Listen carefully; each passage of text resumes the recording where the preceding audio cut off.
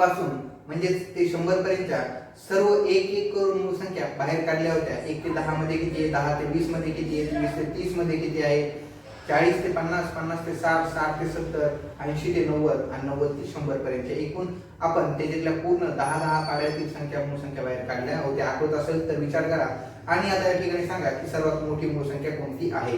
म्हणजे सर्वात मोठी म्हणजे 90 ते 100 या पाड्यातील असायला पाहिजे. ओके, 90 ते 100 मध्ये एकच मूळ संख्या आहे, आठवते का?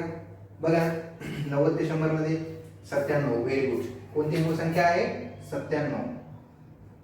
चला, तर त्यानंतर संयुक्त संख्या. आता या ठिकाणी संयुक्त संख्या ह्या कोणत्या असतात माहिती का? ज्या मूळ संख्या आहेत त्या संयुक्त संख्या. ओके, 2 पेक्षा जास्त संख्येने भाग जाणाऱ्या संख्यांना संयुक्त संख्या असे म्हणतात. मग 2 पेक्षा जास्त भाग जाणाऱ्या संयुक्त संख्या कोणत्या आहेत? मोठ्यात मोठी 2 अंकी संख्या पाहिजे. ओके, 2 अंकी संख्या म्हणजे 99 होईल. ओके, कारण की 100 ही 3 अंकी संख्या होईल. त्या अगोदर 99 ला 2 पेक्षा अधिक संख्येने भाग जातो. म्हणजेच या ठिकाणी त्या संख्यांचा आपल्याला गुणाकार करायचा सांगितलेला आहे. काय करायचं सांगितलंय? गुणाकार. चला, गुणाकारामध्ये कोणतीही संख्या कोणत्याही संख्येने जर गुणलं तर उत्तर सारखंच येत असतं, लक्षात ठेवा. बघा या ठिकाणी जर या 7 ने 9 ने 7 ला जर गुणलं तर 9 7 63. 9 7 किती होतात? 63 होतात. 63 चे 3, 4 6, पुन्हा 9 9 81. 81 आणि ह्याचे 6 जर ऍड केले तर 87 होतात. 87 ला आपण या ठिकाणी डायरेक्ट 87 लिहू, कारण की आता पुढे संख्या आहे का?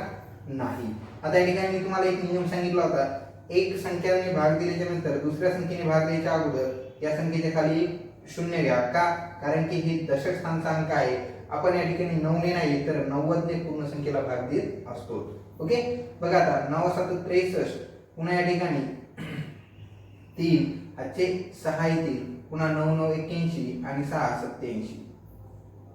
ओके, मग आता या संख्येची आपण काय करतो? बेरीज करतो. आलेल्या उत्तरांचं बेरीज करून आपल्याला फायनल गुणाकार फाइंड करायचा असतो. म्हणजे त्या ठिकाणी 0 आणि 3 3, 7 आणि 3 10, चाला 1, 1 आणि 7 8 आणि 8 16, चाला 1 9 आणि 8 आणि 1 9. अशा पद्धतीने आपल्याला एकूण संख्येची बेरीज किती गुणाकार किती म्हटलं तर 9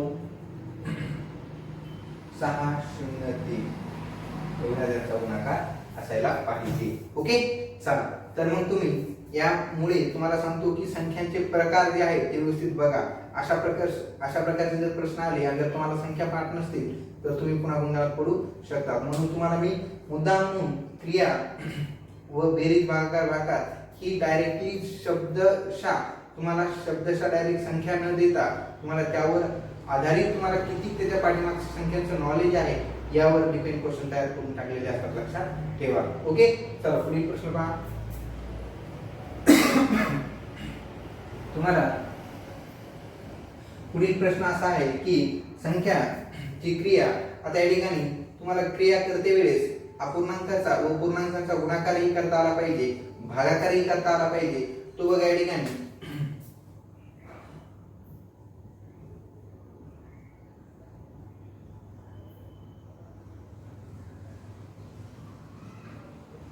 गुणाकार किती. आता बघा या ठिकाणी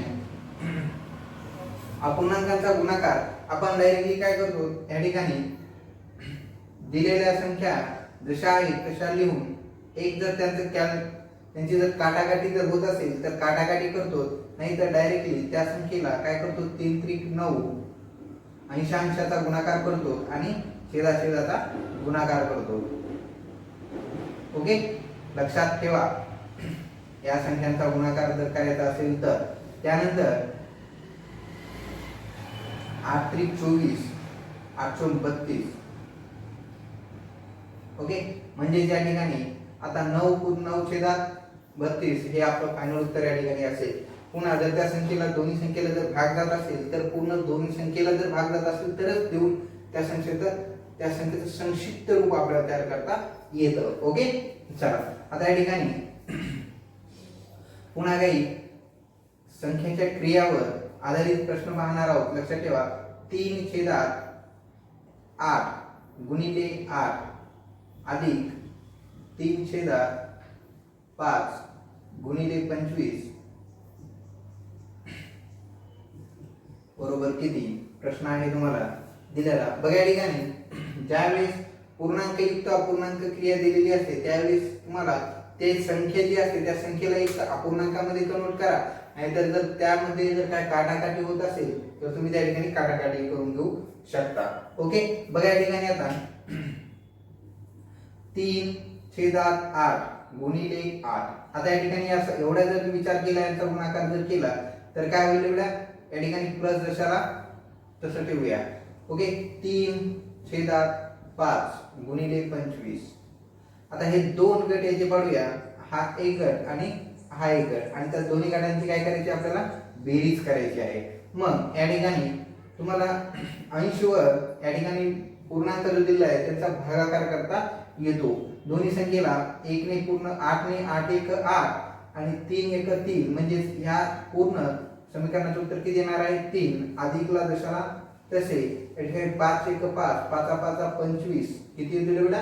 5 5 25 5 3 15, म्हणजेच या दोन पूर्ण समीकरणाचं उत्तर तुम्हाला 18 येईल हे सांगता येतं. ओके, 15 आणि 3 18. अशा पद्धतीने तुम्हाला पूर्णांकयुक्त अपूर्णांक किंवा अपूर्णांकांची जर संख्या दिलेली असेल तर त्यावरती तुम्हाला सॉल्व्ह करता आल्या पाहिजे. ओके, बघा त्या ठिकाणी तुम्हाला व्यस्त क्रिया दिलेल्या असतात. कोणत्या? व्यस्त क्रिया, बेरीज व्यस्त क्रिया किंवा गुणाकार व्यस्त क्रिया. आता या ठिकाणी व्यस्त क्रियामध्ये तुम्हाला प्रश्न की 52 ची बेरीज व्यस्त संख्या कोणती? आता 52 ची बेरीज व्यस्त संख्या आपल्याला शोधायची आहे. तर तुम्ही लक्षात ठेवा, ज्यावेळेस आपण व्यस्त क्रिया शोधतो, व्यस्त संख्या शोधतो, व्यस्त संख्या म्हणजे दुसरं तिसरं काही नसून तर त्या संख्येच्या विरुद्ध संख्या असतात. कोणत्या? बेरजेमध्ये. बेरजेमध्ये त्या संख्येच्या विरुद्ध संख्या असतात. व्यस्त क्रिया म्हणजेच या ठिकाणी लिहितो मी व्याख्या, लक्षात ठेवा. व्यस्त संख्या म्हणजे दिलेल्या संख्येच्या विरुद्ध संख्या. दिलेल्या संख्येच्या विरुद्ध संख्या.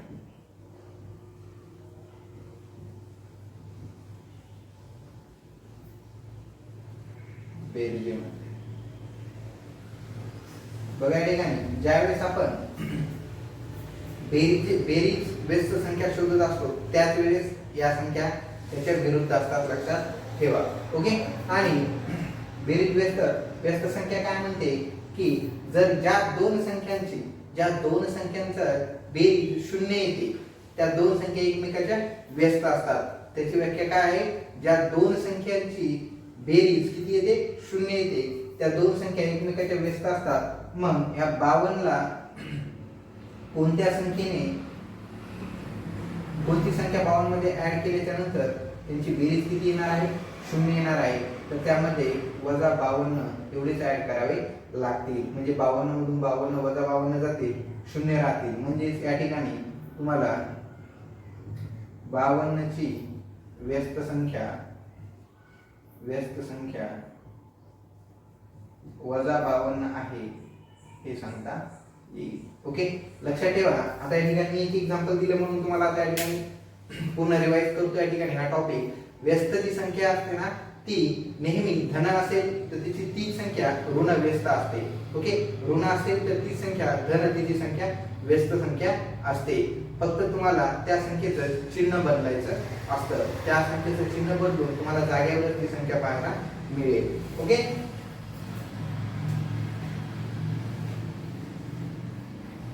आता या ठिकाणी तुम्हाला क्रिया शोधायची आहे ती 3/4 ची बेरीज व्यस्त संख्या शोधा. बेरीज व्यस्त संख्या शोधा.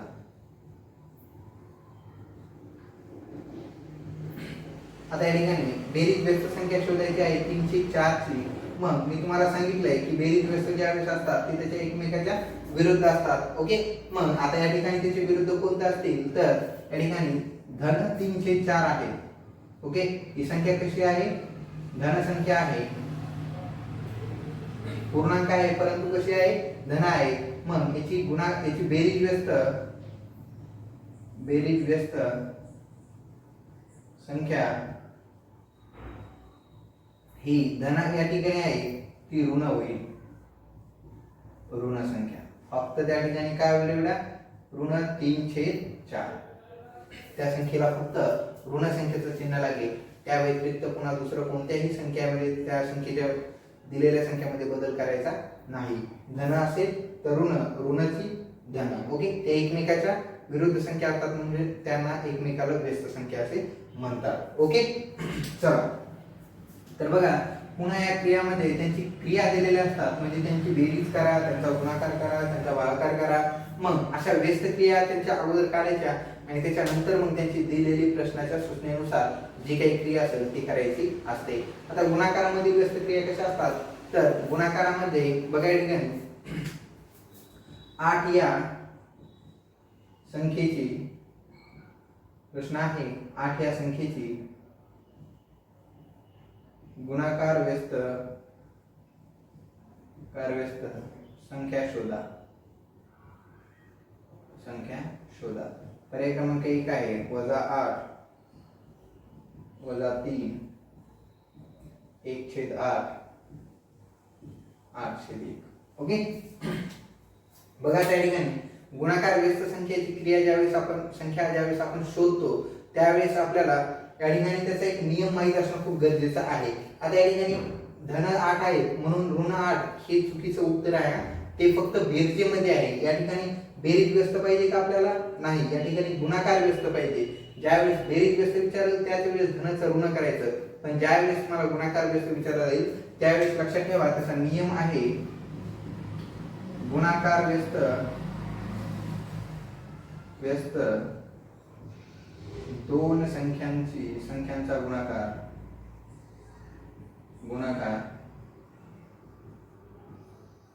1 येत असतो. किती येत असतो? 1 येत असतो. मग आता पर्यायपैकी अशी कोणती संख्या आहे की ती संख्याचा जर गुणाकार केला 8 सोबत तर त्याचं उत्तर किती येईल? 1 येईल. आता 8 सोबत 8 ने जर केला -8 ने केला तरी येणार नाही, कारण की ते ऋण 64 होतील. या ठिकाणी 8 × 24 ऋण 24 होतील. परंतु या ठिकाणी जर आपण 8 गुणिले 1/8 जर घेतले तर काय होईल मित्रांनो? या ठिकाणी 8 × 1 = 8 × 8 1 राहिले म्हणजे गुणाकारात भागाकारात 1 आहे म्हणजे त्याचं उत्तर काय येणार आहे? 1. म्हणजेच 8 ची गुणाकार व्यस्त संख्या 1/8 आहे. ओके, किती आहे? 1/8 ही आहे.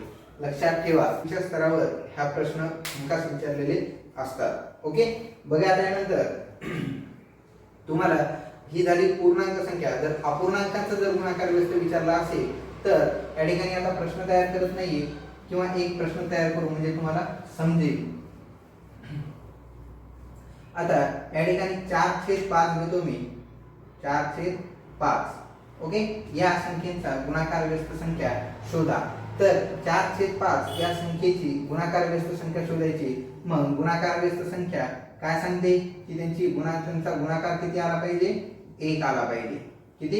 1 आला पाहिजे. मग 4/5 यांचा गुणाकार 1 येईल अशी कोणती संख्या घ्यायची? तर काहीच नाही, ही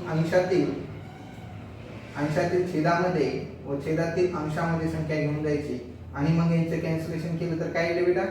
1 1 1 1. म्हणजेच या ठिकाणी 4/5 ची गुणाकार व्यस्त संख्या 5/4 ही आहे. सोपा आहे ना? फक्त नियम माहित असणं गरजेचे आहे, बाकी सर्व काही सोपं आहे. म्हणजेच काय करायचं, त्यांचं छेद आणि अंश बदलून घ्यायचा आणि त्याच्या समोर जी असेल ती त्यांची गुणाकार व्यस्त संख्या असेल. आणि आपल्या या नियमामध्ये सुद्धा बसतं, या 4 4 कटले हे 5 5 कटले तर फक्त 1 1 राहतात.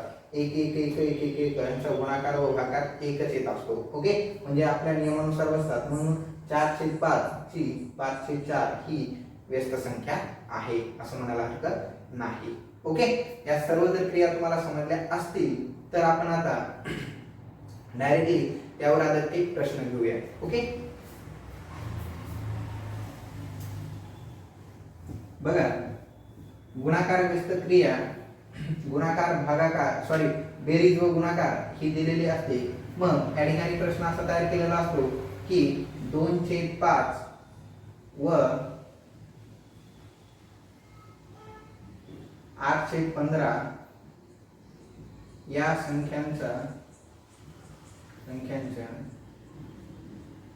गुणाकार व्यस्त संख्यांची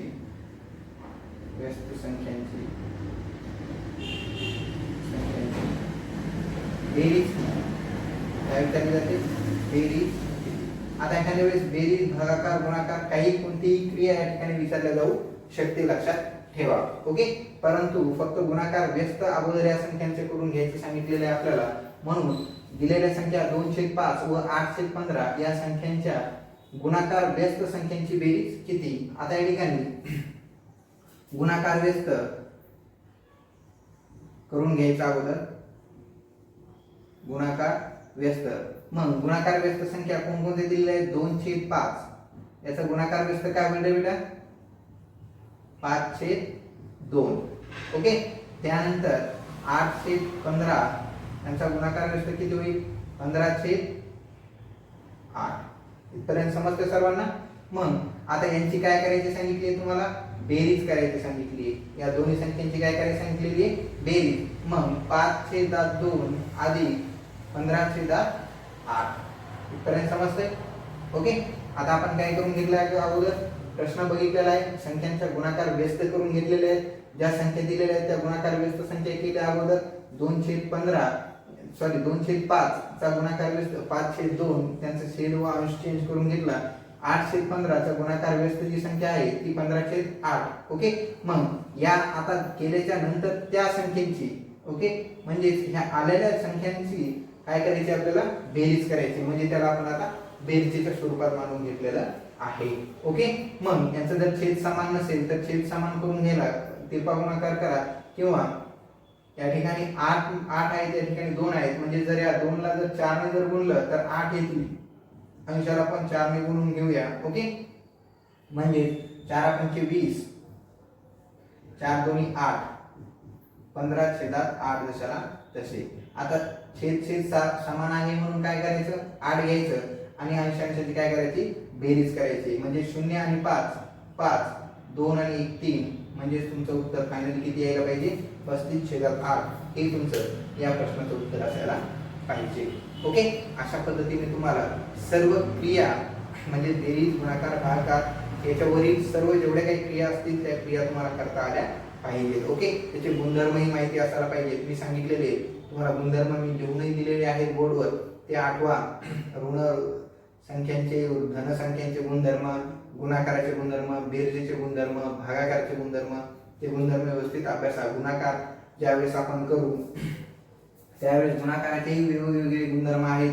शून्याचे गुणधर्म असतील, 1 चा गुणधर्म असेल, ओके, समसंख्येचे गुणधर्म असतील, अथवा 345 गुणिले